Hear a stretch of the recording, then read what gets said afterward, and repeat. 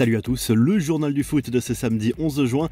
Les Bleus toujours en panne d'inspiration, troisième match sans victoire pour les champions du monde dans cette Ligue des Nations. L'équipe de France a été accrochée un but partout en Autriche et se complique encore la tâche dans la course à la première place.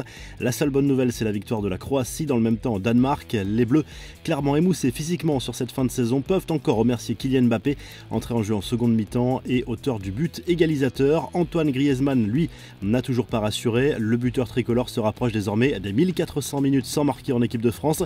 En zone mixte, après le match, Karim Benzema a pris la défense de son coéquipier à la peine dans ce rassemblement et plus largement cette saison. Je ne suis pas là pour juger un tel ou un tel.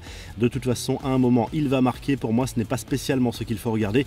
Il fait beaucoup de replacements défensifs. Il aide à chaque fois l'équipe. C'est juste un peu de réussite qu'il va retrouver, j'espère, pour nous.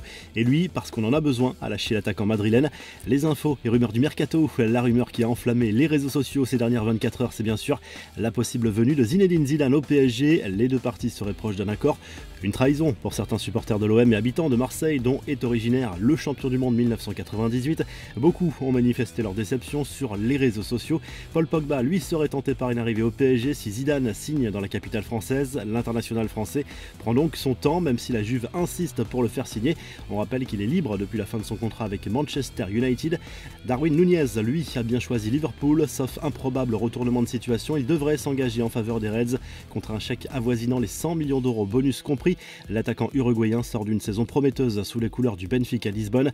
Gareth Bale, lui, a mis fin à une rumeur à propos de son avenir. L'international gallois s'est montré très clair. Il ne signera pas à Retafe, contrairement à ce qu'avait annoncé le président du club de la banlieue madrilène cette semaine. Les infos en bref, il y aura bien un premier classico dès cet été. Le Real Madrid et le FC Barcelone s'affronteront le 23 juillet prochain à Las Vegas dans un match amical de pré-saison. Un classico qui entrera dans le cadre d'une tournée estivale américaine pour les deux clubs espagnols. Les fans de l'Équateur peuvent souffler. La menace d'une exclusion de la Coupe du Monde 2022 planait sérieusement sur la sélection sud-américaine. Le Chili a accusé la fédération équatorienne d'avoir aligné un joueur colombien dans les rangs de son équipe, mais la FIFA a rejeté cette plainte, faute de preuves. La revue de presse, le journal L'Équipe revient sur le match des Bleus vendredi soir en Autriche. Kylian Mbappé, entré en jeu en seconde période, a encore sauvé l'équipe de France en égalisant dans un match compliqué. L'attaquant parisien comparé à Mozart aurait même pu donner la victoire au tricolore en fin de match. En Espagne, le journal AS se penche sur la rumeur Zidane au PSG, mais avec un avis différent des médias français. Pour le quotidien sportif, il s'agit d'un amour impossible dans la mesure où l'ancien coach du Real Madrid vise surtout l'équipe de France à moyen terme. Et en Italie, la Gazette dello Sport se penche sur le mercato des clubs italiens.